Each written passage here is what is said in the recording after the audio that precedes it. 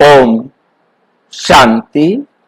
आज 24 मई 2024 आज की साकार मुरली रंगीन बड़े बड़े अक्षरों में पढ़े, सुने और मंथन करें। प्रतिदिन हम प्रातः 6 बजे, 4:30 बजे मुरली मंथन करते हैं।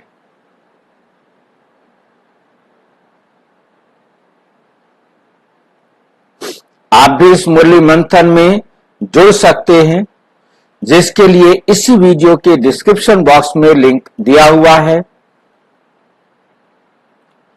और यदि आप उस समय मुरली में ज्वाइन नहीं कर सकते तो आप मुरली जब भी सुनते हैं, पढ़ते हैं, मनन चिंतन करते हैं, आपके पास कोई भी ऐसा विचार आता है, सुझाव आता है या कोई बात अस्पष्ट होती है, तो आप इसी वीडियो के सामने जो आप देख रहे हैं, नीचे एक व्हाट्सएप नंबर दिखाई दे रहा है, उस पर आप लिखकर भेज सकते हैं।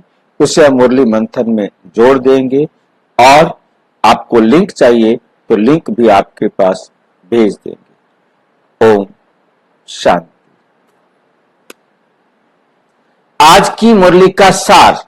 मीठा मीठा बाबा कहते, मीठे बच्चे देही अभिमानी बाप, जो खुद आत्म अभिमानी है, ऐसा बाप तुम्हें देही अभिमानी भाव का पाठ पढ़ाते। परमात्मा स्वयं आत्म अभिमानी है, इसलिए वे तुमको भी आत्म अभिमानी बनने का पाठ पढ़ाते हैं।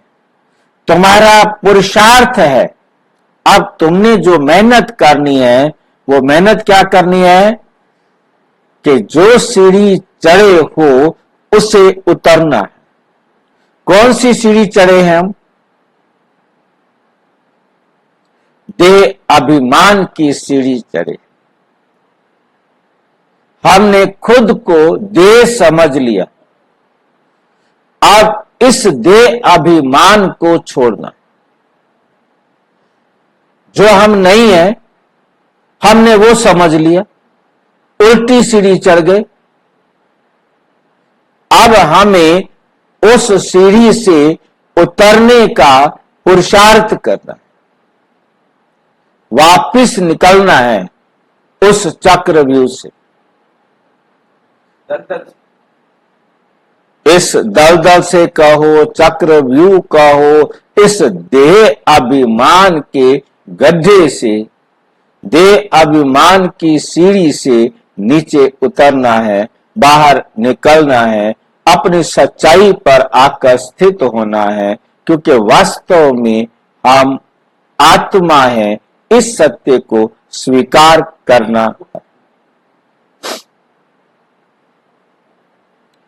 प्रश्न, देह अभिमानी बनने से कौन सी पहली बीमारी उत्पन्न होती है?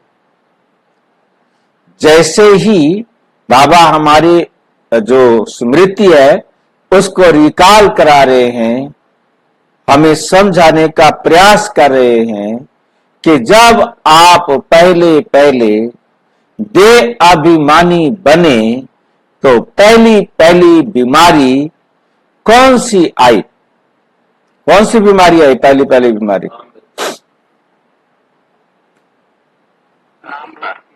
हाँ जी, नाम रूप की। ये नाम शरीर का था। रामलाल नाम किसका था? शरीर का था। और हमने क्या समझ लिया कि मैं रामलाल हूं। ये रूप मेरे शरीर का था, मैंने समझ लिया मेरा ये रूप है। शीशे में देखकर खुश होने लगा।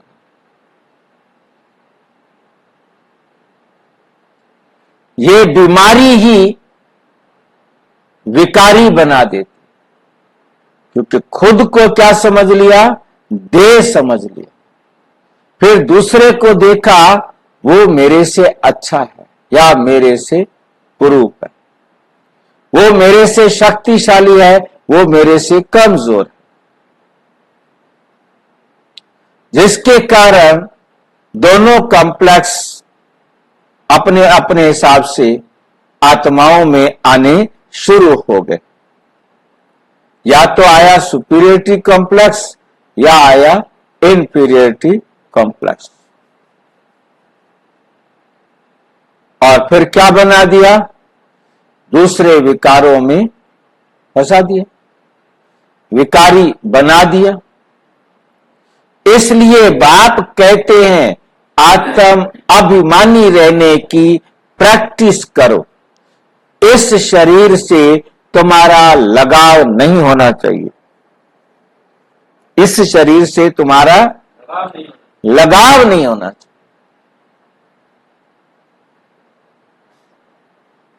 ये तब कैसे निकलता, अब तो मेरा शरीर ये है, तेरा शरीर ये है, मैं ये हूं, तू ये है। अब ये अटैचमेंट से कैसे निकले, मैं तेरे से ज्यादा काम कर सकता हूं, मैं तेरे से सुंदर हूं, मैं तेरे से ज्यादा गुणी हूं।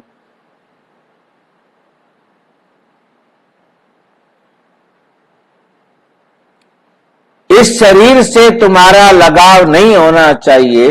देह के लगाव को छोड़ एक बाप को याद करो तो पावन बन जाएंगे।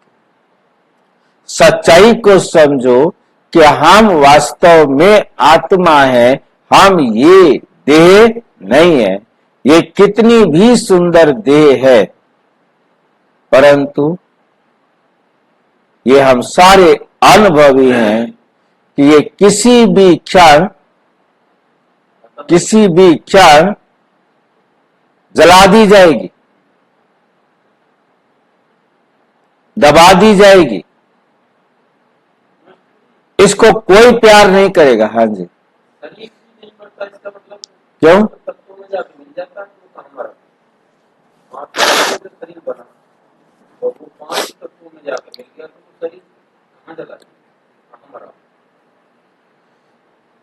पांचों तत्व से शरीर बना, पांचों तत्वों में मिल गया। मिट्टी मिट्टी में मिल गई, कुम्हार ने फिर घड़ा बना दिया, घड़ा फिर मिट्टी में मिल गया, कुम्हार ने फिर घड़ा बना दिया। अब क्या अमर है, घड़ा अमर है या मिट्टी अमर है?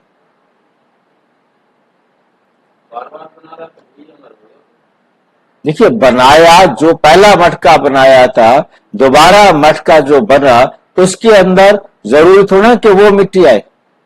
उसके कुछ मिट्टी किसके पास चलेगी, उसकी कुछ मिट्टी किसके पास चलेगी। हर पल नया बन रहा है।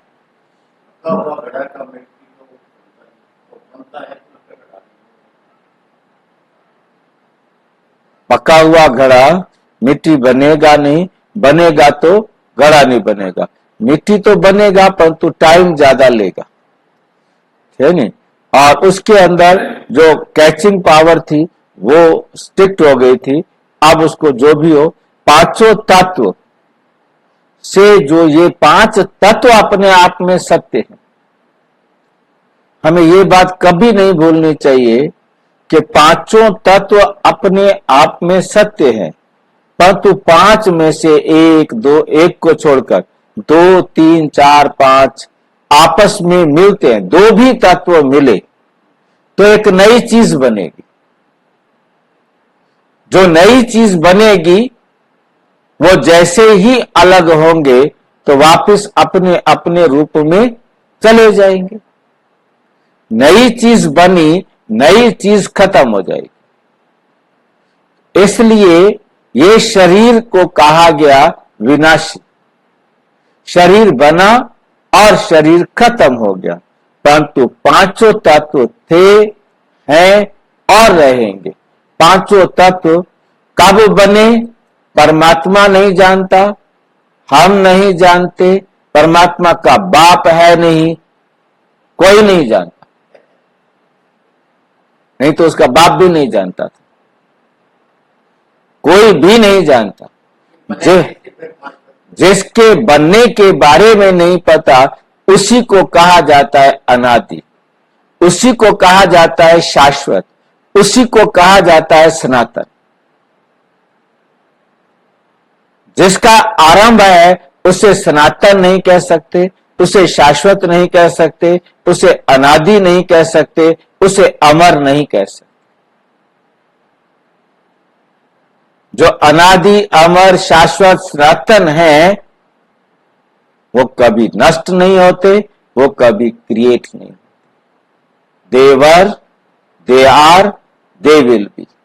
वो थे, हैं और रहेंगे, परंतु उनसे मिलकर बनने वाला कोई भी चीज, चाहे मटका बना हो, चाहे ईंट बना हो, चाहे मकान बना हो, चाहे दुनिया की कोई चीज बनी हो, वो बनी है और उसे नष्ट होना। हम मकान को मिट्टी नहीं कहेंगे, मिट्टी से बना है परंतु मिट्टी नहीं कहेंगे। इसी प्रकार शरीर भी मिट्टी से बना है, परंतु शरीर को मिट्टी कब बोलते हैं? जब आत्मा शरीर से निकल जाती। जब तक आत्मा शरीर में है इसे मिट्टी नहीं कहेंगे, क्योंकि फिर ये पांचों तत्व अपने तत्व में मिलने जा रहे और मिल जाएंगे।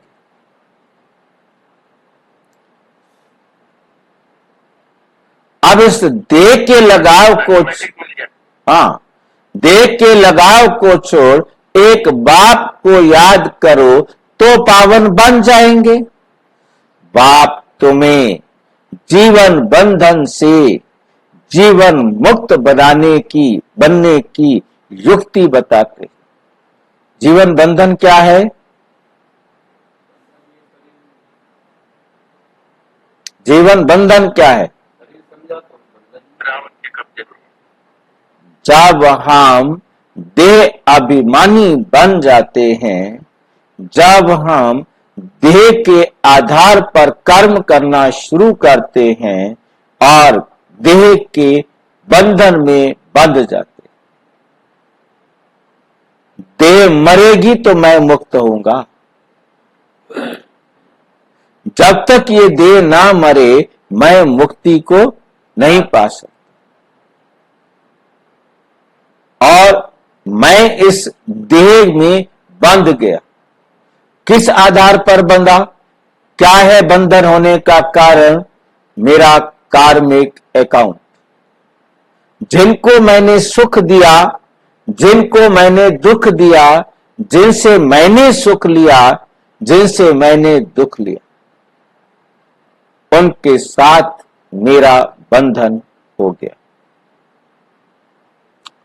अब जब तक मैं वो वापस नहीं दे लेता, जब तक मैं ये देह का बनाया हुआ हिसाब किताब देहधारियों के साथ बराबर नहीं कर देता, तब तक किसी भी आत्मा को, ना कि मैं आत्मा बल्कि किसी भी आत्मा को, चाहे वो 1 साल के लिए इस पृथ्वी पर आई है और चाहे 4999 साल के लिए इस पृथ्वी पर आई है, वो आत्मा वापस घर जा नहीं सकती। एक साथ ही जाना। सबका हिसाब बराबर एक साथ होगा। किसी भी आत्मा का हिसाब किताब पहले बराबर नहीं हो सकता, पहले बराबर नहीं हो सकता। तो ये मुक्ति मिलती है और जीवन मुक्ति फिर मिलती है अकर्म के खाते के अनुसार। जितना हमने अकर्म का खाता बनाया तो जीवन मुक्ति। अच्छा, मुक्ति, हमें मुक्ति मिल गई, उसको जीवन मुक्ति क्यों नहीं कहते? अब हमें परम धाम में जाकर कुछ भी, हाँ जी, वहां शरीर नहीं होता ना, वहां शरीर नहीं। शरीर को लेके जीवन तभी है जब आत्मा शरीर में है। जब आत्मा शरीर में है तब जीवन है। इस जीवन को भी हमने 2 हिस्सों में बांटा था, किसको याद है? जीवन बंध और जीवन नहीं, जीवन और जीवन काल। हाँ, जीवन और जीवन काल को हमने 2 हिस्सों में बांटा था। उसको स्पष्ट कौन कर सकता है?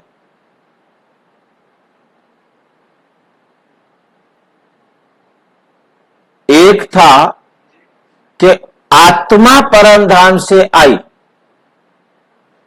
चाहे वो 4999 साल के लिए आई, चाहे 1 साल के लिए, ये उसका अपना जीवन काल, आत्मा का जीवन काल।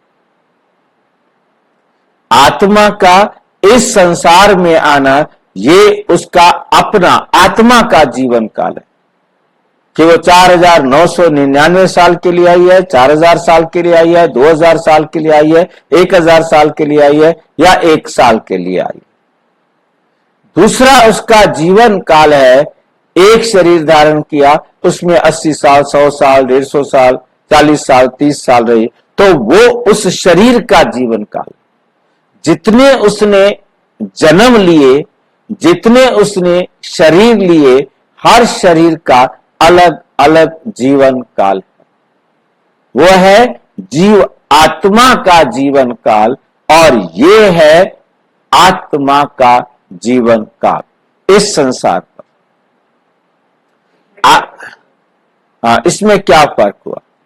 क्योंकि ये समझ में ना आने के कारण सबसे बड़ा दुख का कारण बनता है कि मैंने इनको कभी दुख नहीं दिया, ये मेरे को दुख दे रहे, तुम मुझे बुद्धू बना रहे हो।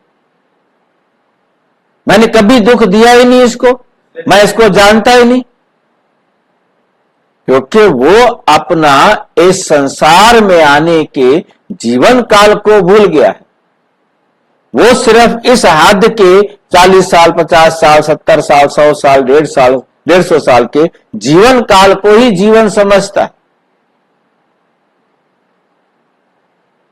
तो वास्तव में ईश्वरीय ज्ञान हम आत्मा के आने से शुरू होता है और आत्मा के जाने पर खत्म होता है। आत्मा ने जिनके साथ जो सुख व दुख का हिसाब किताब बनाया है वो बराबर होगा, तब वो आत्मा घर जाए। स्पष्ट हुआ? जीवन के अलग अलग भाग। हाँ, पर तब हम जो है ना सत्य को समझ सकते हैं। जब तक ये दोनों अंतर हमारी बुद्धि में ना आए तो हम ज्ञान की सच्चाई पर टिक नहीं पाते। ये बुद्धू बनाने की बात है, पिछले जन्म की बात है, उस जन्म की बात है। बस एक ही जीवन होता है, चाहे हम बौद्ध धर्म को लें, जैन धर्म को लें, इस्लाम धर्म को लें, क्रिश्चियन धर्म को लें, यहूदी धर्म को लें, ये जितने भी धर्म है ये एक ही जीवन काल समझते, बस यही जीवन है। इसके बाद हम शरीर छोड़ेंगे।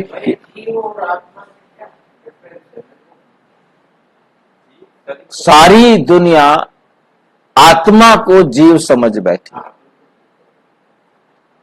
क्योंकि जो हमारी ग्रामर बनती है, शब्दावली बनती है, वो प्रचलित बातों को सुनने से बनती है कि वहां क्या कहते हैं। वहां आत्मा को बौद्ध धर्म के अंदर आत्मा को जीव कहा गया और जीव को पुद्गल कहा गया। बौद्ध धर्म में शरीर को पुद्गल कहा गया और उसको जो है ना क्या कहा गया, आत्मा को जीव कहा गया। और बौद्ध धर्म का प्रचार छोटी जाति में बहुत ज्यादा है, जिसके कारण वो आत्मा को जीव ही कहते। अब उसके कारण आपस में भी जीव प्रचलित हो गया कि इसका जीव निकल गया, जबकि जीव कहा जाता है शुद्ध भाषा में शरीर को। जब जीव में आत्मा आती है तब इसे कहा जाता है जीव आत्मा। जीव जमा आत्मा, जीव आत्मा, जीव आत्मा। हाँ जी, प्लस हुआ ना। हाँ, तो इसलिए जीव आत्मा कहते हैं। ब्रह्मा बाबा जो है वो जीव आत्माओं के पिता हैं। शिव बाबा जो है वो आत्माओं का पिता है। और जो क्या बोलते हैं दुनिया वाले बाप हैं, वो सिर्फ जीव के पिता हैं। वो 3 महीने का जीव बनाकर दे देते हैं। उसके बाद कुछ भी हो, आत्मा अपना शरीर बनाए जैसा बनाना चाहती है। 3 महीने का भ्रूण माता पिता ने तैयार करके दे दिया। अब आत्मा ने प्रवेश किया, उसे जैसा बनना है, अंधा बनना है, लंगड़ा बनना है, मंदबुद्धि बनना है, कैसा बनना है, वो आत्मा डिसाइड करेगी। तो जीव धर्म में आत्मा को मानती नहीं। वो नहीं मानते ना, क्योंकि वो देह को मानते हैं, देह का जीवन काल समझते हैं। और वो ये जरूर समझते हैं कि जीव इस शरीर में है, जीव को ही क्या मिलता है, निर्वाण मिलता है, मुक्ति मिलती है, वो परम धाम चला जाता है बस। और जो जीव मुस्लिम धर्म में आत्मा को मानते हैं, पर जीवन को नहीं मानते, आत्मा के जीवन को नहीं मानते। आत्मा के जीवन को आत्मा के हिसाब से नहीं मानते ना, उन्होंने दोनों को मिक्स कर दिया। उन्होंने हमने जो 2 जीवन काल देखे, उन दोनों को मिक्स कर दिया। वो ये मानते हैं कि आत्मा रूह जब आ गई तो वो घर तो तब जाएगी जब डूम्स डे पर, जजमेंट नाइट पर गॉड आकर सबका न्याय करेगा। कयामत की रात पर सब रूहें कब्र से उठकर आएंगी, खुदा सबको न्याय देगा। जिन्होंने नेक कर्म किए हैं उनको जन्नत नसीब होगी, और जिन्होंने नापाक कर्म किए हैं उनको दोजख नसीब होगी। अब फैसला बात यहां आती है कि वो एक जन्म लेने के बाद वहां पड़ी रही। अब उसने उस जन्म में जो किया था वो इंतजार करती रही दोजख की रात, उसका क्या बोलते हैं, कयामत की रात का, जजमेंट नाइट का, डूम्स डे का, कि जिस दिन खुदा हाजिर होगा, सभी रूहों को न्याय देगा। अब उन्होंने उस जीवन काल को और इस जीवन को एक कर दिया। अब ये गलत फहमी जब तक दूर ना हो, जब तक हम दूर ना करें, तब तक हम उन्हें सच समझा नहीं सकते। पहले ये गलत फहमी हमारी दूर हो, हम इस सच को समझे, फिर हम उनको सच समझा सकेंगे। इसके लिए भी हमें अपने आप को बैठकर मन मना भाव करने की जरूरत है। हमें ये कंसेप्ट नहीं जानते हो। नहीं जानते तो बताएंगे ना उनको, तब तो जानेंगे बेचारे, उनका क्या कसूर है। आप उनके इष्ट देव हो, आप उसके लिए मंथन करोगे, तब तो आप उनका कल्याण कर सकोगे। तो कल्याण करने की जिम्मेवारी तो बाबा ने आपके कंधों पर रखी है ना। ईसाई धर्म का क्या है? हैं जी, ईसाई धर्म में आत्मा को मानते हैं, पुनर्जन्म को इनको वो डूम्सडे कहते हैं। बात वही एक है। ये मुस्लिम, क्रिश्चियंस, यहूदी, इनका अंतिम एक ही बात है, नाम चेंज कर देते हैं। कोई डूम्सडे बोलता है, कोई लास्ट नाइट बोलता है, कोई कयामत की रात बोलता है, कोई जजमेंट नाइट बोलता है। मतलब उनके बोलने के शब्दों का अलग अलग है, पर तो बात एक है।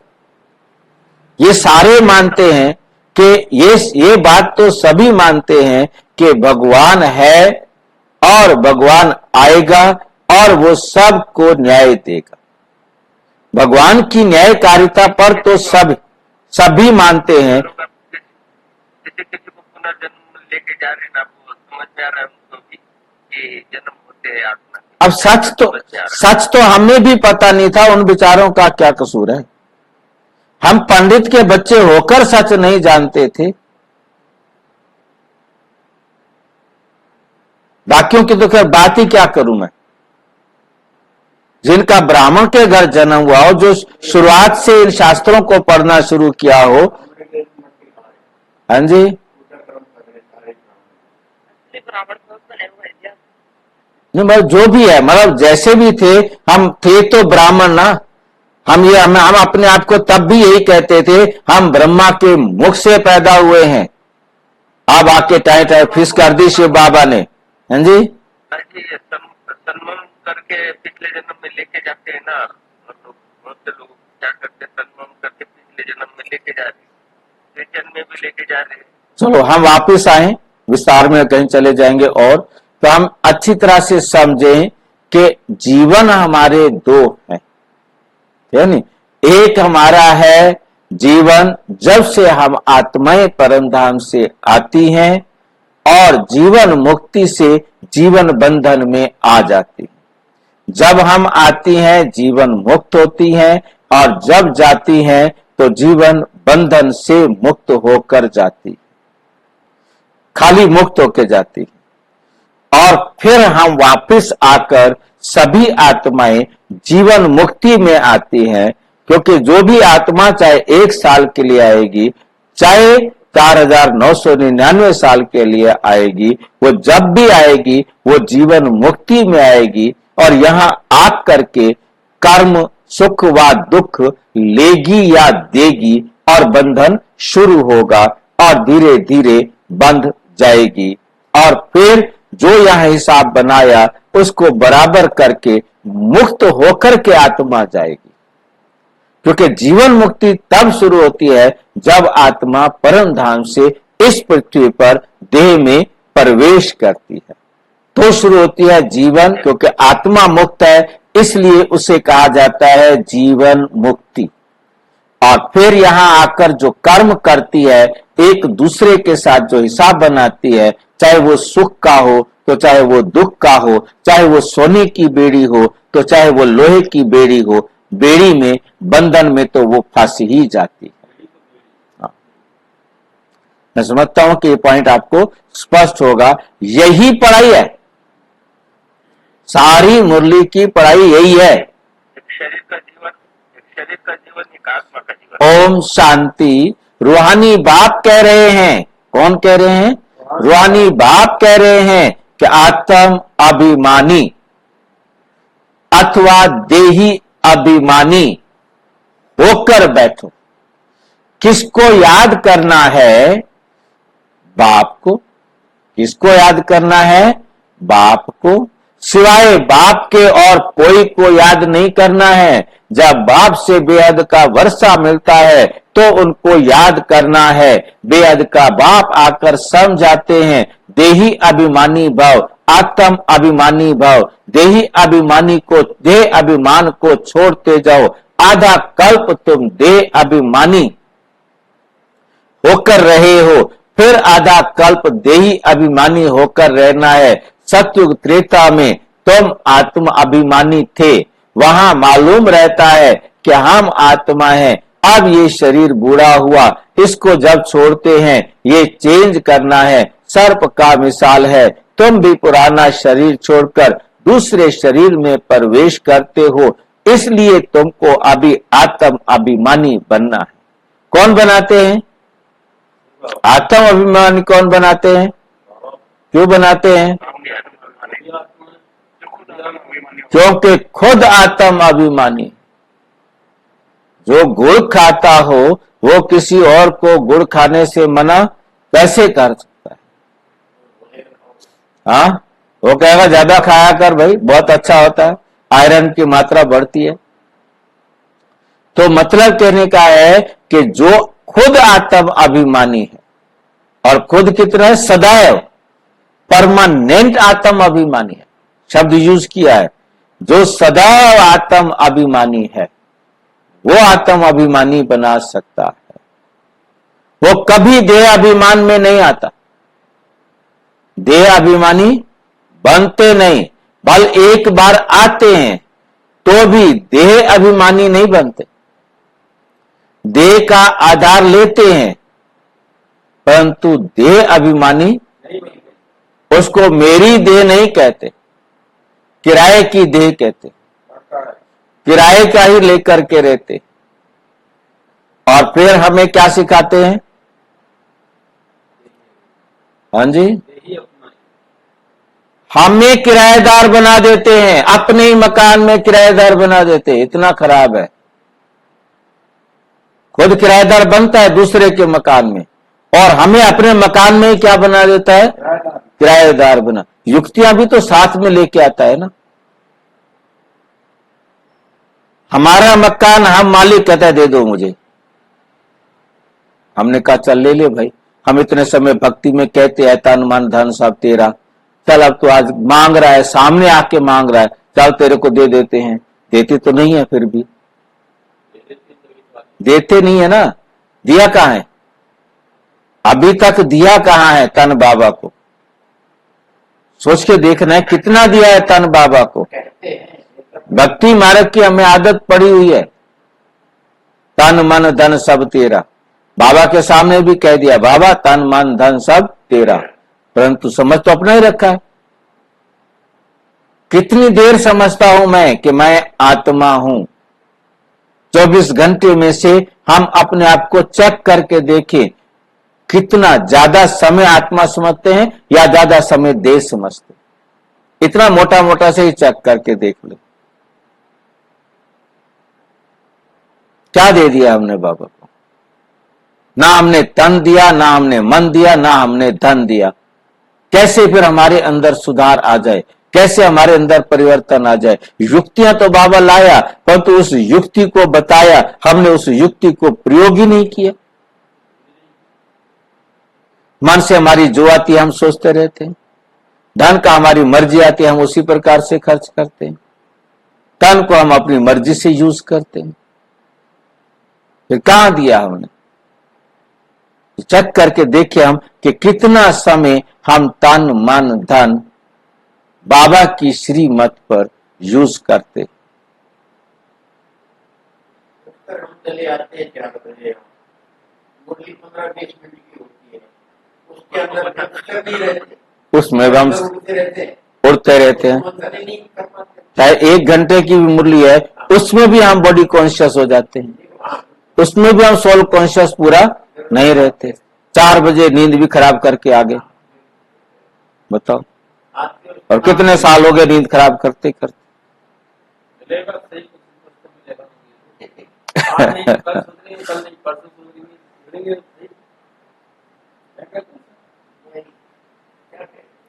भल एक बार आते हैं तो भी देह अभिमानी नहीं बनते। शिव बाबा एक बार आता है, शरीर को प्रयोग करता है, परंतु वो देह अभिमानी नहीं बनता। और देह अभिमानी ना बन के हमें सिखाता है, देखो जैसे मैं इस तन को यूज करता हूं, ये तन अब मेरा है, तुम किराएदार हो, तुम भी इस तन को मेरी तरह प्रयोग करो। प्रैक्टिकल सिखा रहा है। इससे बड़ा प्रैक्टिकल टीचर क्या होगा?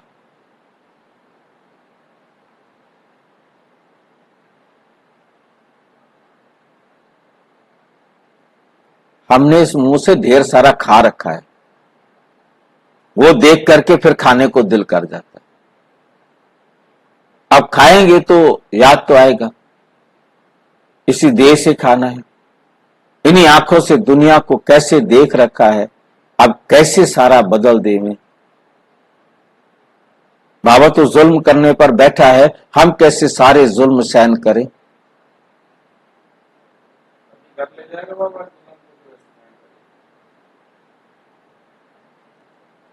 तो भी देह अभिमानी नहीं बनते, क्योंकि ये शरीर तो प्राय लोन पर लिया हुआ है। इस शरीर से उनका लगाव नहीं है। मरता 10 बार मर जाए, हार्ट अटैक आया, बचा लेता ब्रह्मा बाबा के तन को, नहीं बचाया। हाँ जी, हमारी आत्मा ने भी ये शरीर लोन पर ले रखा है। तब ले रखा है ना जब हमने शिव बाबा को दे दिया हो। मुसीबत तो ये है हमने शिव बाबा को दिया नहीं है। बता तरीक आपने लाइन गलत बोली, हमारी आत्मा ने ये शरीर ले रखा है। पहले अपने को आत्मा समझ के बैठो, हम आत्माओं ने ऐसे बोलो। मिस्टेक हो गया, और वैसे समझ कोई ये बोला था, मैं उसको कर दे दिया थे। ठीक है, जानते हैं ये तो शरीर छोड़ना है। बाप समझाते हैं, मैं ही आकर तुम बच्चों को पावन बनाता। तुम सतो प्रधान थे, सो फिर तमो प्रधान बने हो। अब फिर पावन बनने के लिए तुमको अपने साथ योग सिखलाता हूं। योग अक्षर ना कहे, याद अक्षर कहना ठीक है। कैसे बाबा शब्द चेंज कर रहा है? योग मत कहो, याद अक्षर कहना ठीक है। याद सिखलाता हूं। बच्चे बाप को याद करते हैं, अभी तुमको भी बाप को याद करना है। आत्मा ही याद करती है। जब रावण राज्य शुरू होता है तो तुम बच्चे देह अभिमानी बन पड़ते हो। कब? जब रावण राज्य शुरू होता है तब आप देह अभिमानी बन पड़ते हो। फिर बाप आकर आत्म अभिमानी बनाते हैं। देह अभिमानी बनने से नाम रूप में फंस पड़ते हो, विकारी बन जाते हो। नहीं तो तुम सब निर्विकारी थे, फिर पुनर्जन्म लेते लेते विकारी बन जाते हो। ज्ञान किसको, भक्ति किसको कहा जाता है, ये तो बाप ने ही समझाया है। भक्ति शुरू होती है द्वापुर से, जबकि 5 विकार रूपी रावण की स्थापना होती है। भारत में ही राम राज्य और रावण राज्य था। भारत में क्या था? राम राज्य, और भारत में ही क्या होता है? रावण राज्य कहा जाता है। परंतु ये नहीं जानते कि कितना समय राम राज्य और कितना समय रावण राज्य। इस समय सभी तमो प्रधान बुद्धि बन गए। इस समय सब क्या बन गए हैं? तमो प्रधान बुद्धि बन गए हैं, पत्थर बुद्धि बन गए हैं, पैदा ही भ्रष्टाचार से होते हैं। इसलिए इसको विशेष वर्ल्ड कहा जाता है। आरती करते हैं विषय विकार मिटाओ, परंतु विषय विकारों को छोड़ते खुद नहीं। पकड़ खुद ने रखा है, अब बाबा आके छुड़ाए। बताओ कोई बात है? बाबा ने कोई पकड़ रखा हो तब तो बात है।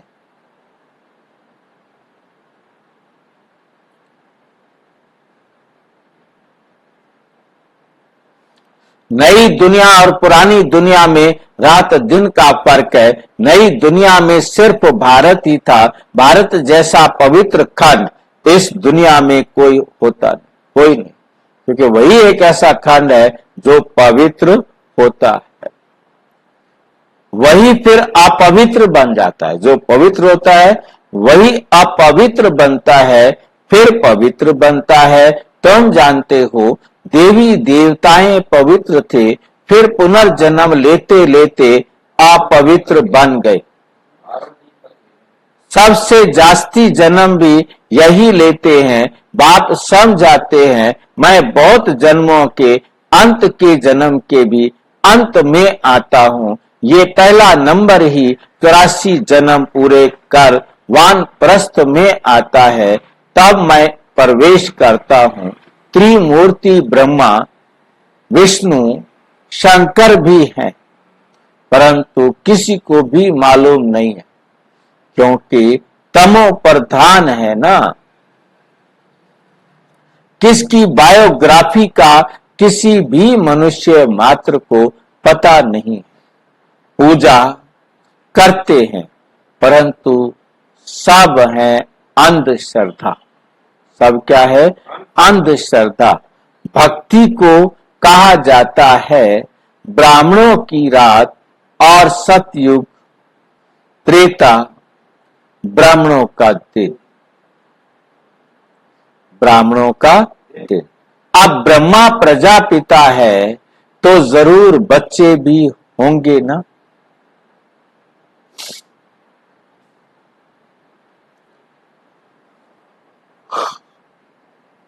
ये भी समझाया है, ब्राह्मणों का कुल होता है, डिनास्टी नहीं, राजधानी नहीं होती है ब्राह्मणों। ब्राह्मणों का कुल होता है, ब्राह्मणों की डिनास्टी नहीं होती। ब्राह्मण है चोटी, सर्वोच्च, डायमंड जन्म, हीरे जैसा अनमोल जन्म।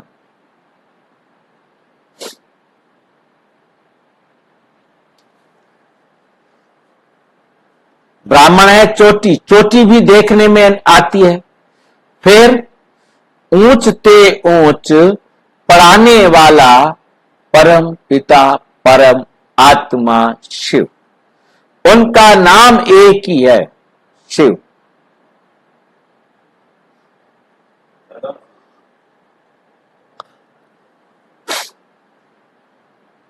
परम पिता परम आत्मा शिव, उनका नाम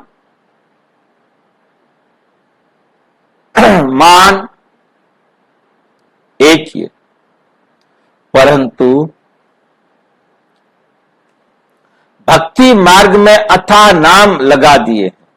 भक्ति मार्ग में चट चय पचय चटा भगावा बहुत ज्यादा है।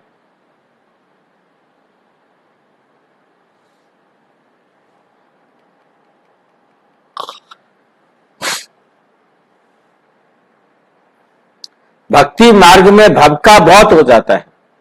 भक्ति मार्ग में क्या होता है?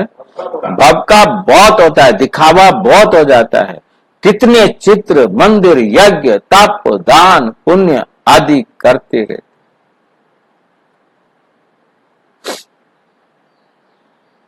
कहते हैं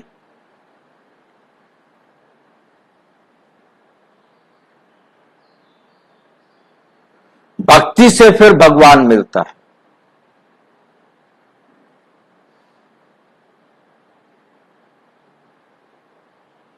भक्ति से फिर भगवान मिलता है। किसको मिलता है? जो पहले पहले आते हैं।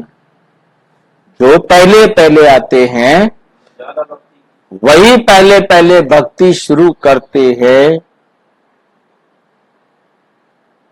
भाई जी, हाँ जी। इसमें ये बताना कि जब जब पूरी भक्ति से भगवान मिलते हैं तो ये क्योंकि भक्तों को थोड़ा सा पुश करने के एंगल से कि तुम ज्यादा बढ़िया जगह पे जा रहे हो, कोई दिक्कत नहीं, भक्ति छोड़ोगे, उस वजह से इसको यूज किया है क्या भाई जी? क्योंकि मैं अपना लेके चलूँ कि चलो इसमें तो मैंने वर्क वगैरह तो मैं करता था पूरा, लेकिन अंदर से कहीं भी ना मेरे को कोई अंदर से शास्त्रों की कोई नॉलेज, तो अभी तो इसमें ध्यान ही नहीं आ रहा है। इस जन्म में आपने भक्ति नहीं की, परंतु पिछले जन्मों में आपने भक्ति की। वैसे बहुत सारे भाई बहने हैं जिन्होंने इस जन्म में कोई भक्ति नहीं की, परंतु यही याद रखना है ना, हमारा जो जीवन काल है वो तो वहां से शुरू हो गया जब हम परम धाम से आ गए। हमारा जीवन काल वहां से शुरू हुआ और वहां से आने के बाद हमने कब कब भक्ति की वो हमारा पार्ट। पर मैं ये कह रहा हूँ ये जरूरी क्यों है भाई? मतलब मुझे तो इसमें ये फीलिंग की आ रही है कि जैसे भक्त के बिना तो कोई सुनेगा ही नहीं, जो थोड़ा सा मतलब साइंड या गुड फीलिंग होगा, मतलब वही बंदा ज्ञान छोड़ेगा। मतलब उससे इससे वैसे कनेक्शन तो कोई नहीं ना, अगर मान लो किसी ने ना ही की हो उसको ज्ञान क्यों नहीं समझ में आ सकता? आ तो सकता है भाई जी, उस करने के लिए मेरे ख्याल से क्या करते हैं ताकि ये भक्ति को छोड़ने जल्दी नौकरी को ज्ञान मिलेगा। नौकरी को वो महत्व देता है जिसने नौकरी प्राप्त करने के लिए चप्पलें घिसाई हो। जिसने चप्पल नहीं घिसाई वो नौकरी की वैल्यू को नहीं समझता, अच्छी से अच्छी नौकरी को तुरंत ताक पर रखकर छोड़ देता।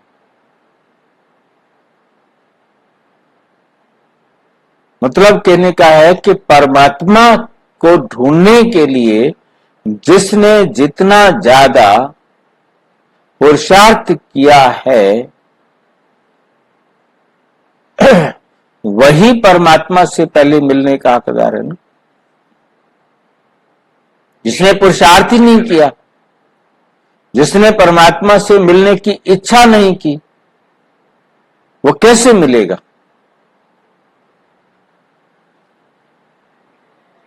इच्छा शक्ति तो हमारी है ना। जो ब्राह्मण सो देवता बनते हैं वही यथा राजा रानी तथा प्रजा बनते हैं। सर्वगुण संपन्न 16 कला संपूर्ण संपूर्ण निर्विकारी मर्यादा पुरुषोत्तम अहिंसा परमो धर्म। भारत में एक ही आदि सनातन देवी देवता धर्म था, तब कोई और धर्म नहीं था।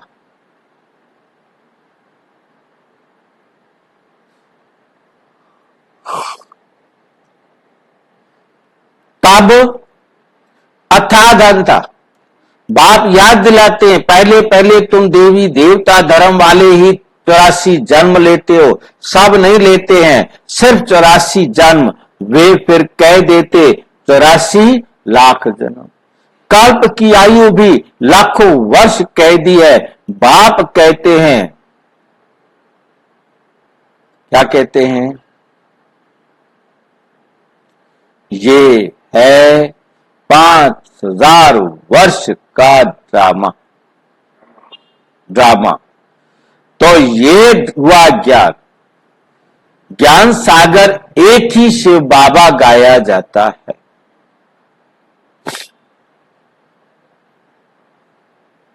वो है हद के बाप। दुनिया में जितने भी बाप हैं वो हद के बाप हैं, परंतु ये बाबा हैं बेहद की जीव आत्माओं का बाप। बेहद की आत्माओं का। हद के बाबाओं के होते हुए भी बेहद के बाप को याद करते हैं, जबकि दुखी होते हैं। पुनर्जन्म लेते लेते दुनिया पुरानी तमो प्रधान बन जाती है। तब फिर बाप आते हैं, सेकंड में जीवन मुक्ति को दिखलाते।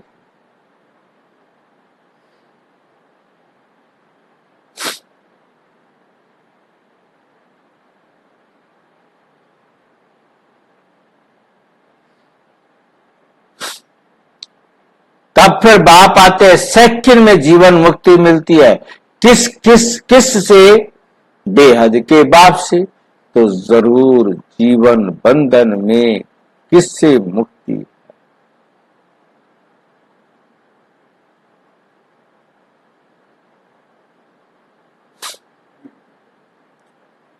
तो बेहद के बाप से तो जरूर जीवन बंधन में है, तब तो जीवन मुक्ति मांगते हैं।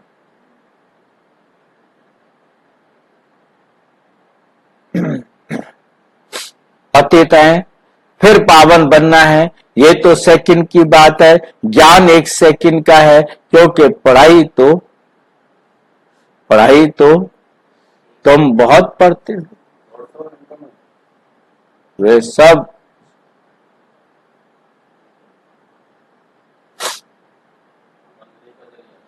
हाँ, मनुष्य को पढ़ाते हैं। पढ़ती तो आत्मा है, परंतु देह अभिमान के कारण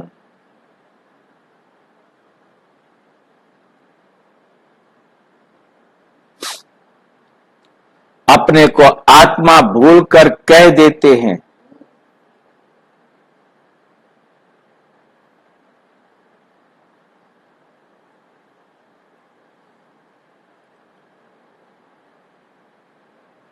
ये भूल जाते हैं, नहीं तो आत्मा ही शरीर से पाठ बजाती है। कोई क्या बनते हैं, कोई क्या बनते जाते हैं।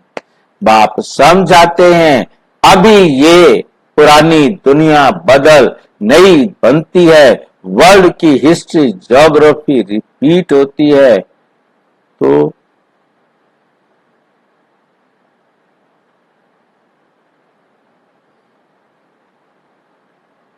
घर भी पहले नया होता है तो कहेंगे सत्व प्रधान, फिर पुराना जड़ जड़ी भूत तमो प्रधान होता है।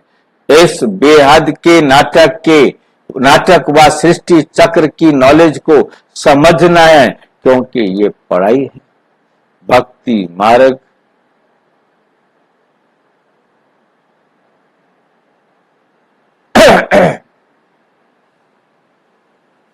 भक्ति मार्ग व सृष्टि चक्र की नॉलेज को समझना है, क्योंकि ये पढ़ाई है, भक्ति नहीं है।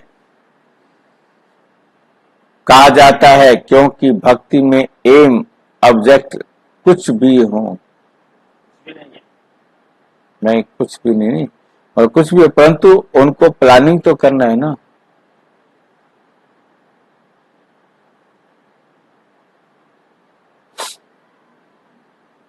क्योंकि भक्ति में एम ऑब्जेक्ट कुछ भी नहीं होता। जन्म जन्मांतर के लिए वेद शास्त्र आदि पढ़ते रहो, यहां तो दुनिया को बदलना है। सतयुग त्रेता में भक्ति नहीं, भक्ति शुरू होती है द्वापर से। तो ये बाप रूहानी बच्चों को बैठ समझाते हैं, इसको कहा जाता है रूहानी ज्ञान अथवा रूहानी ज्ञान, रूहानी नॉलेज कौन सिखाएगा? रूहानी बाप सिखाएगा। दूसरा कैसे सिखाएगा? लौकिक बाप को कभी परम पिता नहीं कहेंगे।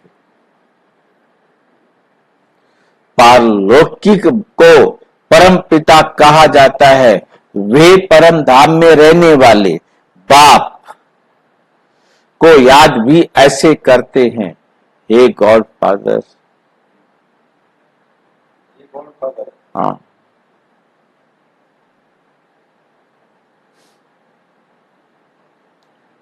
हे ईश्वर।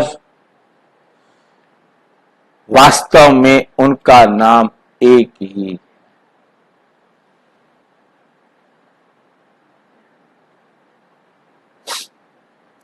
वास्तव में उनका नाम एक है, परंतु भक्ति में अनेक नाम दे दिए हैं। भक्ति का फैलाव बहुत है। वे सब है मनुष्य मत। अब मनुष्यों को चाहिए ईश्वरीय मत। ईश्वरीय मत श्री मत, श्री श्री 108 की तो माला बनती है ना। वे प्रवृत्ति मार्ग में माला बनती है। फिर पुनर्जन्म लेते लेते सीढ़ी उतरते इनसॉल्वेंट दिवाला निकाल देते हैं।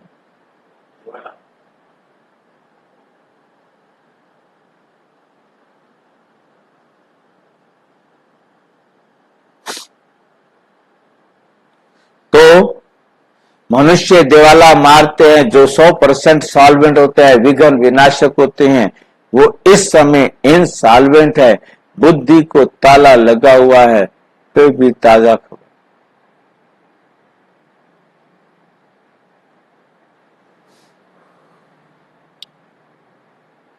गॉडरेज का लॉक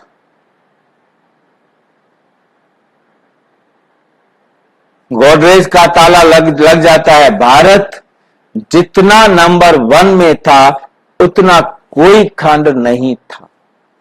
भारत की बहुत महिमा है। भारत सब धर्मों वालों का बहुत बड़े से बड़ा तीर्थ है।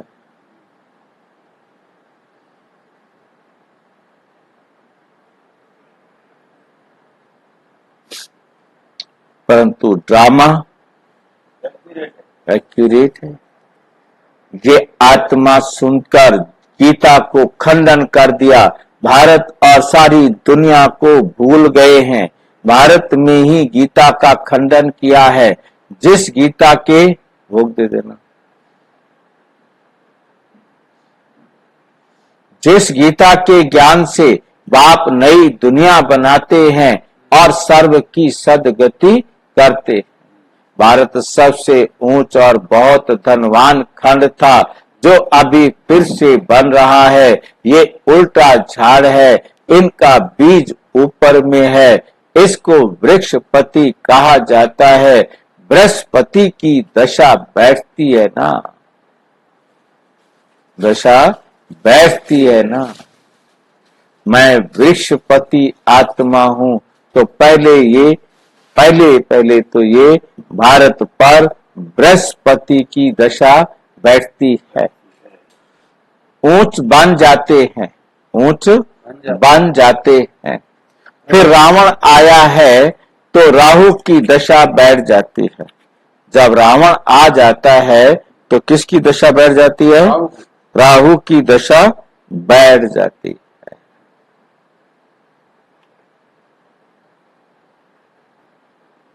भारत का क्या हाल हो जाता है? वहां तुम्हारी आयु भी बड़ी रहती है, क्योंकि पवित्र हो। आधा कल्प तुम 21 जन्म लेते हो। आधा कल्प तुम 21 जन्म लेते हो, बाकी आधा कल्प में भोगी बन जाते हो, आधा कल्प में भोगी बन जाते हो। आयु भी छोटी हो जाती है, भोगी बनते हो तो आयु भी क्या हो जाती है, छोटी बन जाती है। तो फिर तुम 63 जन्म लेते हो छोटी आयु।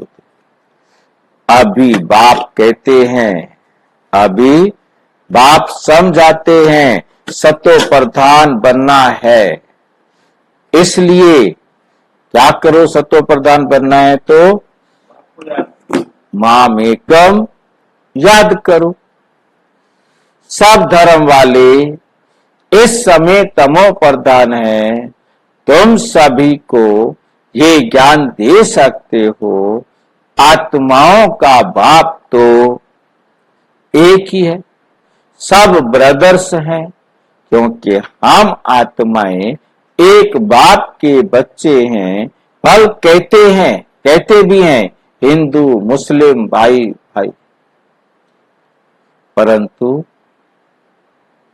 अर्थ नहीं जानते। जानते हैं आत्मा कहती राइट है, सब ब्रदर्स का बाप एक है, वर्षा देना ही है बड़े बाबा को। वो आते भी भारत में है, शिव जयंती मनाते हैं, परंतु वे कब आया था ये किसी को भी पता नहीं। तुम्हारी युद्ध है, 5 दुश्मन हैं, रावण को जलाते हैं, परंतु वे है कौन, क्यों जलाते हैं, कुछ नहीं जानते।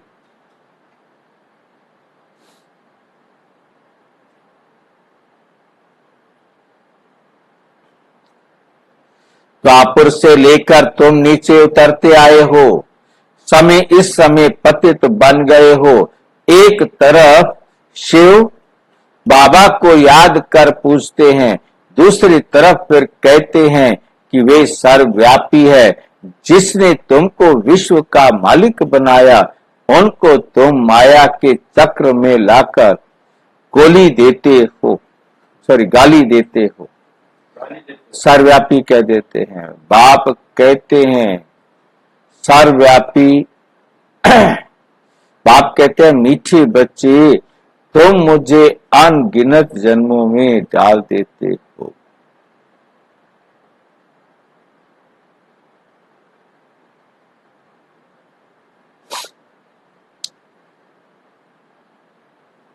बाप कहते हैं मीठे मीठे बच्चों, तुम मुझे अनगिनत जन्मों में ले गए हो, मुझे कण कण में कह दिया है, ये भी ड्रामा बना हुआ है। बेहद के बाप की ग्लानि करते कितनी पाप आत्मा बन पड़े।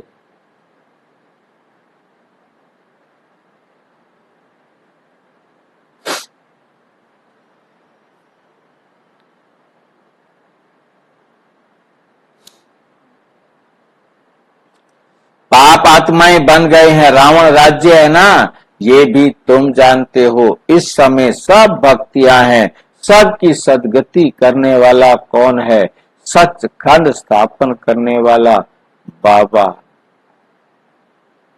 सबका बाबा, सबका जो बाप है।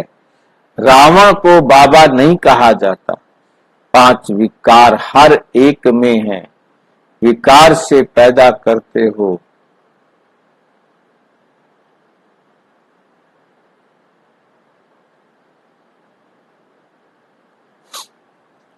पांच विकार हर एक में है, विकार से पैदा होते हैं, इसलिए भ्रष्टाचारी कहा जाता है।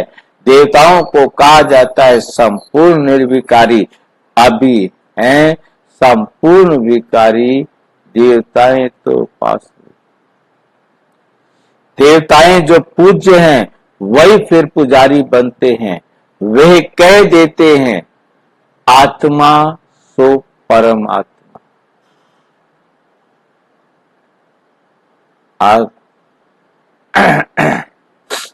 बाप कहते हैं ये भूल है।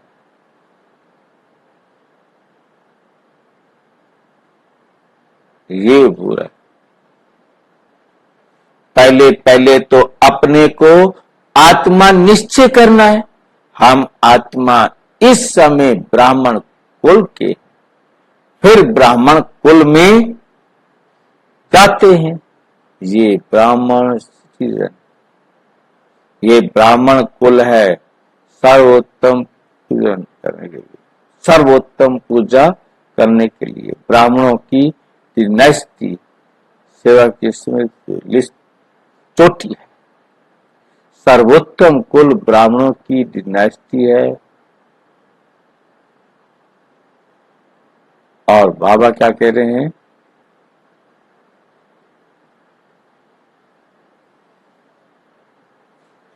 ये चोटी है ब्राह्मणों की।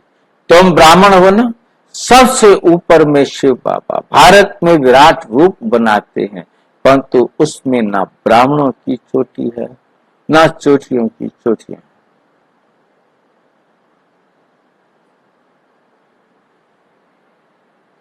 उसमें ना ब्राह्मणों की चोटी है ना चोटियां हैं। बाप का बाप है, ब्राह्मणों का बाप है। वहां पर अर्थ कुछ भी नहीं समझते, त्रिमूर्ति का अर्थ भी नहीं समझते। नहीं तो भारत का कोर्ट ऑफ जंग,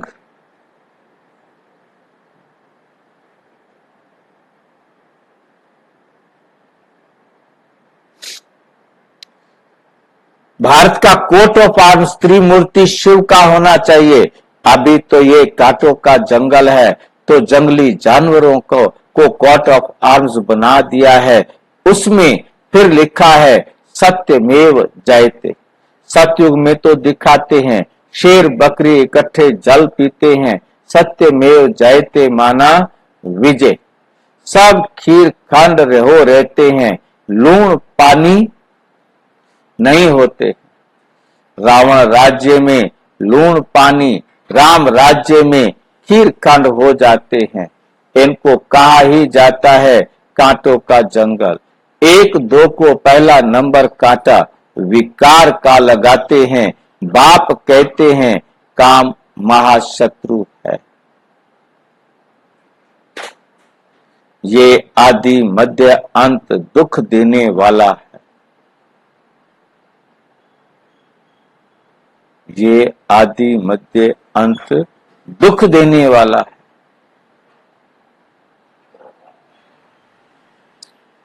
नाम ही है रावण राज। बाप के तेन 5 विकारों पर जीत पाकर जगत जीत बनो। ये अंतिम जन्म निर्विकारी बनो। तुम तमो प्रधान पतित बने हो, फिर सतो प्रधान पावन बनो।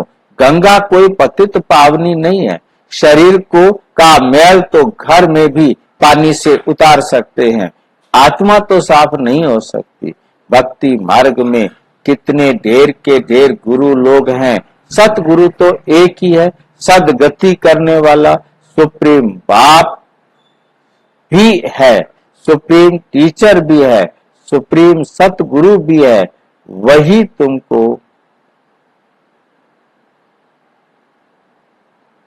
वही तुमको सृष्टि के आदि मध्य अंत का ज्ञान नॉलेज सुनाता हूं। अच्छा, ओम शांति। मीठे मीठे सिक्की लधे बच्चों प्रति माता पिता बाप दादा का याद प्यार और गुड मॉर्निंग। रूहानी बाप की रूहानी बच्चों को नमस्ते। हम रूहानी बच्चों की रूहानी बाप दादा को नमस्ते नमस्ते नमस्ते। धारणा के लिए मुख्य सार। नंबर 1, सत्व प्रधान बनने के लिए सिवाय बाप के और किसी को भी याद नहीं करना है।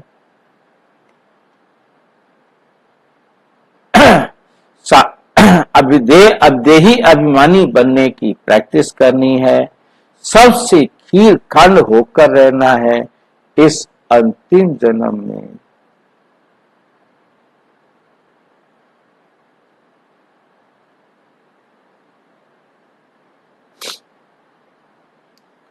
सबसे खीरखंड होकर रहना है। इस अंतिम जन्म में विकारों पर विजय प्राप्त कर जगत जीत बनना है। वरदान, बाप की छत्र छाया में सदा मौज का अनुभव करने और कराने वाली विशेष आत्मा भव। जहां बाप की छत्र छाया है वहां सदा माया से सेफ है। छत्र छाया के अंदर माया आ नहीं सकती। मेहनत से स्वतः दूर हो जाएंगे, मौज में रहेंगे, क्योंकि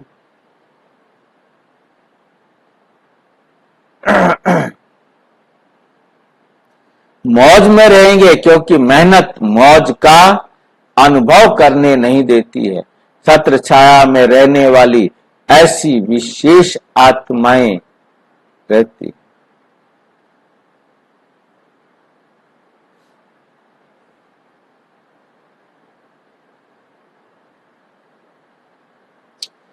छत्र छाया में रहने वाली ऐसी विशेष आत्माएं ऊंची पढ़ाई पढ़ते हुए भी मौज में रहती है। क्यों? क्योंकि उन्हें निश्चय है कि हम कल्प कल्प के विजयी हैं, पास हुए पड़े हैं, तो सदा मौज में रहो, दूसरों को मौज में रहने का संदेश देते रहो। यही सेवा है।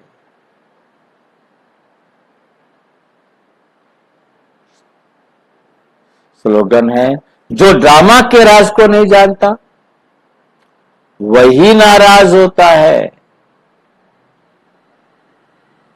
ओम शांति।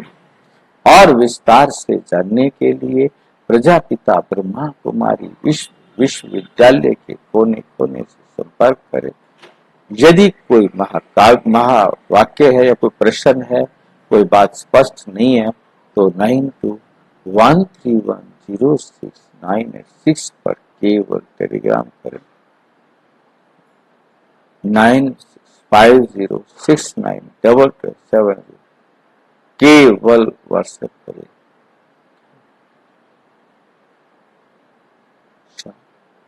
ओम शांति।